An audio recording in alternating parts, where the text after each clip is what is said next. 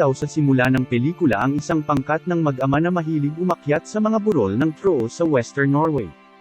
Sinabi ni Tobias, ang ama, sa kanyang maliit na anak na babae na si Nora ang tungkol sa alamat ng mga kwentong trolls kapag narating na nila ang tuktok. Ang mga alamat na hayop na ito ay iniulat na gumagala sa mundo ilang libong taon na ang nakalilipas, ngunit nang sila ay napunta sa sikat ng araw isang araw, sila ay naging mga bato. Si Tobias, isang kilalang folklorist, ay nag-iisip na ang mga troll ay gumagala pa rin sa kabundukan ng Norwegian, at nakita ng kanyang anak na babae na ito ay kaakit-akit. Pagkaraan ng 20 taon, si Nora ay lumago sa kanyang paniniwala sa mahika at niyakap ang agham. Siya ay kasalukuyang nagtatrabaho bilang isang paleontologist. Sa kalaunan ay nakahanap siya ng isang misteryong fossil sa isang archaeological site kung saan siya ay nagtatrabaho ng higit sa 6 na buwan. Natutuwa si Nora kasama ang kanyang mga kasamahan sa kanyang bagong natuklasan, masaya na sa wakas ay nagbunga na ang kanyang pagpupursige. Ang isang istasyon ng metro ay mabilis na ginagawa sa katabing Dovre Mountains. Upang makagawa ng landas para sa proyekto, ang mga tripulante ay masipag sa pagbabarena ng bundok at paglalagay ng mga pampasabog. Isang grupo ng mga nagpoprotesta ang sumisigaw sa mga awtoridad na panatilihing ligaw ang bundok habang nagde-demonstrate sila laban sa gusali. Pinasabog ng hepe ang mga bomba dahil sa kanilang mga pagtutol, na nagdurugo sa bundok. Nang siya at ang mga empleyado ay pumasok sa kuweba ng Dovre upang mag-imbestiga, nagulat sila nang makarinig sila ng isang malaking dagandong. Makalipas ang ilang sandali, naranasan nila ang pagyanig ng lupa nang lumabas ang isang matandang halimaw mula sa mabatong kailaliman ng bundok. Ang mga empleyado ay natakot at tumakas para sa kanilang buhay, ngunit ang bumabagsak na mga durog na bato sa huli ay nagpasya sa kanilang kapalaran. Ang punong tanggapan ng Oslo ng Norwegian Armed Forces ay nakatanggap ng balita tungkol sa pangyayari pagkaraan ng ilang sandali. Makakuha ng tumpak na mga larawan ng kung ano ang aktwal na nangyari sa pinangyarihan, nagpasya ang general na magpadala ng eroplano. Pagkatapos ay ipaalam sa punong ministro ayon sa kanyang mga utos. Ang punong ministro ng Norwegian at ang kanyang tagapayo, si Andreas, ay maaaring makitang naglalakbay patungo sa base militar. Ang Defense Minister ay nagbibigay sa kanila ng status report habang sila ay naglalakbay at ipinaalam sa kanila na ang pangyayari ay nagresulta sa pagkamatay ng halos 50 individual. Pagkatapos ay nagpapakita siya ng ilang larawan ng Ground Zero, at habang mas malapitan nating tingnan, makikita natin ang napakalaking butas sa lupa. Inaangkin ni Andreas na ang mga ito ay kahawig ng mga bakas ng paa, ngunit hindi siya nasangkapan upang gawin yun. Samantala, nakikipag-party pa rin si Nora kasama ang kanyang mga katrabaho bilang parangal sa kanyang groundbreaking na pagtuklas. Pagkatapos simulan ang kanyang address, lumitaw ang isang militar chopper nang wala saan. Pagkatapos ay lumitaw ang isang sundalo at ipinaalam kay Nora na tinawag siya ng punong ministro sa Oslo. Nang hindi nag-aksaya ng anumang oras, sumakay siya sa helicopter at lumipad patungo sa installasyon ng militar. Dumating siya, at dinala siya ni Andreas sa isang silid na puno ng mga kinatawan ng gobyerno. Habang sinusuri nila ang problema, sumama sa kanila si Nora. Naniniwala ang mga opisyal na ang ilang uri ng gas ang dapat sisihin sa pagkawasak, ngunit hindi ito pinagtatalunan ni Nora. Iniisip niya na maaaring ito ay isang sinaunang species na lumitaw mula sa mga bundok pagkatapos maingat na suriin ang footprint na imahe. Inaakala ni Andreas na maaaring ito ay supernatural, ngunit wala siya sa posisyon na gawin yun. Ang mga kinatawan ng gobyerno, gayunpaman, ay pinagtatawanan lamang siya sa pagsasabing hindi ito isang bagay na kinasasangkutan ng kanyang pag-aaral ng fossil. Inaalis din nila ang ideya na ang isang hayop ang may pananagutan sa lahat ng ito. Isang computer whiz na nagtatrabaho din para sa Norwegian Armed Forces, si Sigrid, ang pumasok sa eksaktong sandaling iyon at ipinaalam sa grupo na nakarecover siya ng video mula sa event. Pag nilalaro niya ito, nakita ng mga opisyal ang isang tao na umuusbong mula sa kuweba ng Dovre na may taas na halos 150 talampakan. Sa huli ay nahihikayat sila nito na maniwala na ang Norway ay sinalakay ng isang napakalaking bagay, marahil isang halimaw. Ang isa pang matatandang mag-asawa ay kumakain ng afternoon tea sa isang rural na lokasyon na pinangalanang Lesyo nang makarinig sila ng isang dagandong sa malayo. Maya-maya, ang mga kagamitang malapit sa kanila ay nagsimulang tumilapon mula sa kanilang mesa habang nagsisimula itong manginig. Nagmamadaling nagtago ang mag-asawa sa ilalim ng kanilang safety vault dahil naniniwala silang may lindol. Matapos malutas ang lahat, lumabas sila mula sa vault upang makita ang kanilang tahanan na guho. Ipinaalam ni Nora sa punong ministro na handa siyang imbestigahan ang kaganapan sa Dover samantala. Natanggap niya ang kanyang appointment bilang isang siyentipikong tagapayo kapag sumang-ayon ang iba pang mga opisyal. Sinabi ni Andreas, ang tagapayo ng PM, kay Nora ang tungkol sa insidente sa Lesho pagkatapos ng pagpupulong, at agad na sumakay ang dalawa ng chopper sa pinangyarihan. Saglit silang nag-uusap habang nasa ere sila. Maganda ang pagpapakilala ni Andreas bago tanungin si Nora kung bakit niya piniling maging paleontologist. Ang huli ay tumugon na siya ay palaging gusto ang labas, kahit na bilang isang bata. Binanggit din niya na ang kanyang ama, si Tobias, ay isang awtoridad sa alamat, ngunit habang lumalakas ang kanyang mga paniniwala, sa kalaunan ay nawalan siya ng pakikipag-ugnayan sa katotohanan. Kinailangan siyang ma-admit sa ospital minsan dahil lumala na ang kanyang kondisyon. Pagkatapos, sinabi ni Andreas kay Nora na noon pa man ay gusto na niyang magsulat at kasalukuyang nagsusulat siya ng isang kwento tungkol sa isang monghe na pinunit ang sarili niyang ulo at itinapon ito sa mga kalaban para kainin sila. Natagpuan ko na ito ay medyo nakakaaliw. Nang dumating sina Nora at Andreas, nagulat sila sa antas ng pagkawasak. Malapit na silang tanggapin ni Captain Chris Holm mula sa Special Operations Command. Handa ng halimaw ang track nito 2 milya timog sa mga bundok, sinabi ni Chris sa dalawa habang ina-update niya sila sa sitwasyon. Masusing hinanap nila ang lugar, ngunit dumating sila na walang dala. Tila ang napakalaking nilalang ay nawala ng walang bakas. Ang matatandang mag-asawa, na nababagabag pa rin sa pangyayari, ay kinapanayam ng 3. Ipinagtapat ng asawa na habang wala siyang nakita, nakarinig siya ng kakaibang ingay. Katulad ni King Kong, nakakatakot ang tunog. Naiwan si Nora na tumingin sa paligid ng mag-isa dahil, nakalulungkot, ang impormasyon ay hindi tiyak. Ang kanyang landas ay biglang humantong sa isa sa mga napakalaking track ng isang kakaibang amoy. Pagkatapos nito, naghahanap si Nora sa lahat ng dako para sa anumang mga pahiwatig, ngunit kakaiba, wala siyang nakitang biological na bakas. Ang halimaw ay halos tila isang walang buhay na bagay.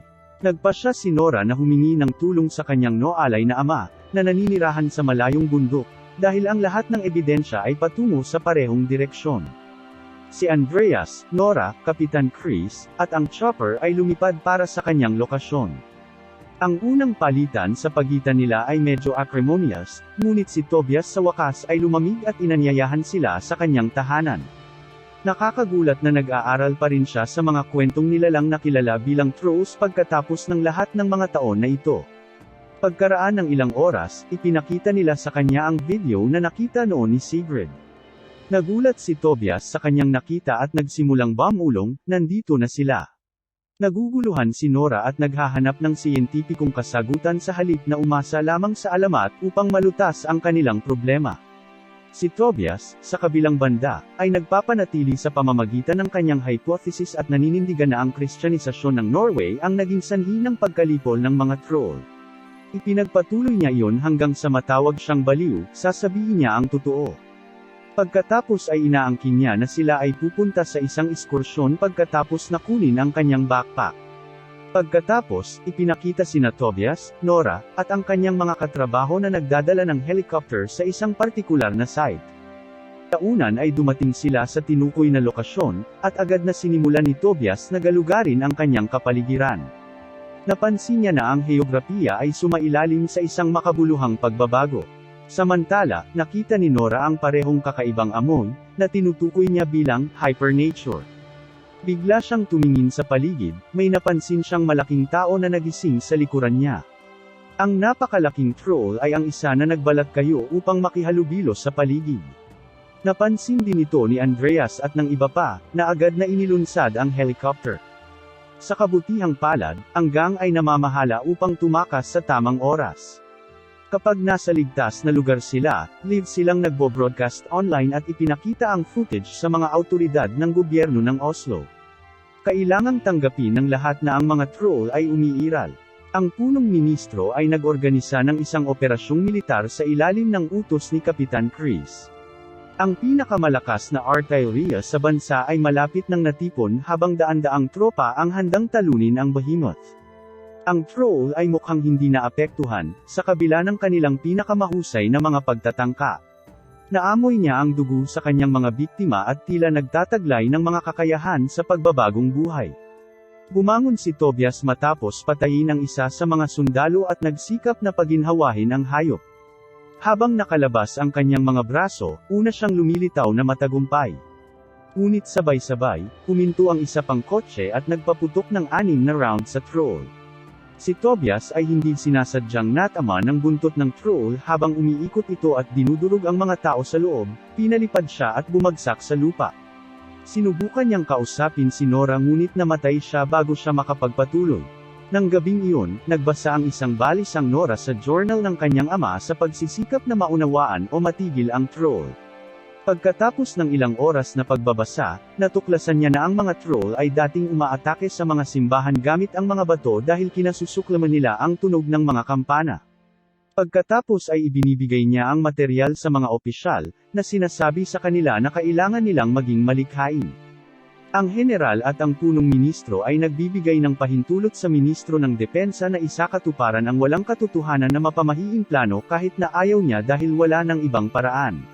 Susunod na eksena ay nagpapakita ng 4 na military helicopter na lumilipad patungo sa troll habang ang bawat isa ay may nakakabit na malaking kampana ng simbahan. Ang troll ay unang mukhang mahina bilang isang resulta ng diskarte, ngunit pagkatapos ng ilang oras, siya ay umaangkop at pinapatay ang karamihan ng mga helicopter. Dahil dito, tuluyang nabigo ang plano ni Nora na gumamit ng mga kampana ng simbahan para labanan ang halimaw na nagresulta sa mas maraming patayan at pagkawasak. Ang mas masahol pa, ang kwento ay kasalukuyang sinasaklaw at binobroadcast ng mga organisasyon ng balita sa buong mundo. Kasunod nito, nakipag-usap ang punong ministro sa bansa sa telebisyon sa pagsisikap na maibalik ang kalmado. Una siyang humihingi ng paumanhin para sa inefficiency ng kanyang cabinet bago ipahayag ang isang state of emergency. Bukod pa rito, hinihikayat niya ang mga tao ng Oslo at ang iba pang mga komunidad na umalis ngayon dahil, sa ilang kadahilanan, ang troll ay direktang gumagalaw para sa kanila. Nawala ng pwesto si Nora sa hapag bilang resulta ng kanyang kabiguan. Natuklasan ni Andreas, sa kabilang panig, na ang pamahalaan ay nagnanais na salakayin ang Oslo sa pagsisikap na alisin ang troll. Mayroon siyang ilang mga ideya, ngunit hindi pa siya karampatang ipahayag ang mga ito, kaya bumaba siya sa kanyang post. Pagkatapos, parehong lumabas ng opisina sina Andreas at Nora. Libu-libong tao ang mabilis na bumubuo ng mga linya sa mga lansangan upang lumabas sa lungsod. Kasama rin nila sina Andreas at Nora. Ang huli, na naguguluhan pa rin sa kanyang kabiguan na lutesin ang problema sa troll, ay nagpa siya na sumulyap sa journal ng kanyang ama sa huling pagkakataon. At narito, natutuklasan niya ang isang pahiwatig. Ang terminong, sindang, ay nakasulat sa buong journal, napansin niya. Ipinaalam sa kanya ni Andreas na si Sindang ay tunay na naninirahan sa Royal Palace ng Oslo bilang isang prinsipe. Sinasabing isa siya sa pinakamayamang tao sa bansa. Nang marinig ito ni Nora, nakiusap siya na tumalikod sila at bumalik dahil sa tingin niya ay may clue ang Royal Palace sa Oslo. Sa kalaunan ay nakarating sila sa palasyo kung saan tinakbo nila si Rikard Sindang, na tila umaasa rin sa kanila. Nang kalaunan ay sinabi niya ang totoo tungkol sa mga Norwegian troll, pinapasok niya sila sa loob. Lumalabas na si Tobias ay tama sa lahat, ang mga alamat na hayop na ito ay tunay na minsang gumala sa bansa. Tingin na Nora at Andreas sa palasyo, ipinagtapat ni Sindang na siya at ang iba pang opisyal ang pumatay kay Tobias upang hindi matuklasan ang kanilang lihim. Pagkatapos ay dinala nila sina Nora at Andreas sa mga underground tunnel ng palasyo. Upang mapanatiling ligtas ang sikreto, personal na inayos ni Sindang na ipadala ang ama ni Nora sa isang mental na institusyon kapag siya ay malapit ng malaman ang katotohanan. Ang mga labi ng isang pamilyang troll na inilibing ay sikretong iyon. Ang kuweba ng Troll King ay natakpan ng Royal Palace matapos patayin ng mga Kristiyano ang kanyang pamilya at iwanan siya sa bundok. Dito, nalaman natin na ang troll na nagdudulot ng kaguluhan sa buong bansa ay ang monarch talaga nito. Nilinaw nito ang unang motibasyon ng higanti para sa paglalakbay sa Oslo, sinusubukan niyang makauwi. Ang Troll King ay dinala sa Dovre Mountain at ikinulong sa panahon ng Kristyanisasyon ng Norway, ayon kay Sinding, na nagpatuloy sa pagsasabing ang pamilya ang lahat ng bagay sa mga troll. Naturally, pinalaya siya ng mga nakaraang bomba, at babalik na siya ngayon sa Oslo sa pagsisikap na mahanap ang kanyang mga anak. Nang malaman ni Nora at Andreas ang katotohanan, natigilan sila. Nang makita nila ang mga labi ng pamilyang troll, lalo silang natakot. Ang mga buto ay sumirit sa sandaling ilagay ni Nora ang kanyang UV light sa kanila. Pagkatapos ay bumuo siya ng isang diskarte pagkatapos na mapagtanto na ang mga troll ay talagang sensitibo sa liwanag. Ibinigay ni Sinding kay Nora ang gustong pick-up truck ng Reyna nang hilingin nitong ipahiram sa kanya ang kanyang pinakamalaking sasakyan. Pagkatapos nito, ipinaalam niya kay Kapitan Chris sa telepono ang diskarte. Gusto niyang palibutan ng mga tanning bed ang Troll King at ipailalim siya sa UV rays. Habang hinihimok ni Andreas ang kanyang kaibigan na si Sigrid sa pasilidad ng gobyerno na ipagpaliban ang Oslo missile bombing plot, hiniling ni Chris ang ilan sa kanyang mga kapwa-tropa na gumawa ng troll trap. Sa kabutihang palad, ipinakita ni Sigrid ang kanyang sarili bilang isang kababalaghan sa paghak at napigilan niya ang fighter jet mula sa paglulunsad ng mga missile sa halimaw. Agad na kumilos sina Andreas at Nora habang si Oslo ay nakatayo pa rin at ang plano ay nasa lugar pa rin. Una nilang tinanggal ang isang malaking tarp mula sa likuran ng truck at inilantad ang bungo ng isang batang troll na natuklasan nila sa ilalim ng lupa. Katapos ay sinimulan nilang iguhit ang paparating na mammoth patungo sa bitag ng ilaw ng UV habang sila ay nagmamaneho. Maya-maya, aksidenteng nabasag ng troll ang bungo at nadiskubreng nag-iisa siya. Pagkatapos, galit na galit at determinadong maghiganti kina Nora at Andreas, ibinaling niya ang atensyon sa kanila. Sa wakas ay nahuli si Sigrid habang pinag-uusapan ang missile system sa isang lugar sa istasyon ng militar. Kapag natukoy na may mga sibilyan sa malapit, ang general ay naglabas ng isang utos na kanselahin ang plano ng missile. Samantala, matagumpay na naakit ni Nora at Andreas ang troll sa kanilang nilalayong lokasyon. Mabilis siyang pinalibutan ng mga truck ng militar at sinimulan siyang pasabugin ng malalakas na UV lights. Ang diskarte ay matagumpay, at ang troll ay dahan-daang nasusunog hanggang sa mamatay. Biglang nagbago ang isip ni Nora matapos masaksihan ang paghihirap ng higanti. Pinatay niya ang mga ilaw at sinisikap na iligtas ang buhay ng nilalang matapos mapagtanto na mali ang pagpatay dito. Pagkatapos nito, hinikayat niya ang troll na magtungo sa mga bundok, kung saan siya magiging ligtas. Gayunpaman, huli na ang lahat. Mayroong isang maikling panahon ng kapayapaan bago ang liwanag ng araw ay biglang sanhi ng pagbagsak ng Troll King. Inabot ni Nora at marahan siyang hinawakan bago siya tuluyang naging bato. Habang nagdiriwang ang iba, nagsimulang magtaka sina Andreas at Nora kung mayroon pa ring mga troll na nakatago sa kabundukan ng Norwegian. Pagkatapos ay pinili ni Nora na tawagan ang lugar na ito na Tobias Boulder. Ang isang malaking bilang ng mga bato ay maaaring makita na gumagalaw sa Dovre Mountain sa pagtatapos ng pagkakasunod-sunod ng pelikula. Ang isa pang troll ay lilito ng wala saan, na handang gumawa ng kalituhan sa mga taga-Norway.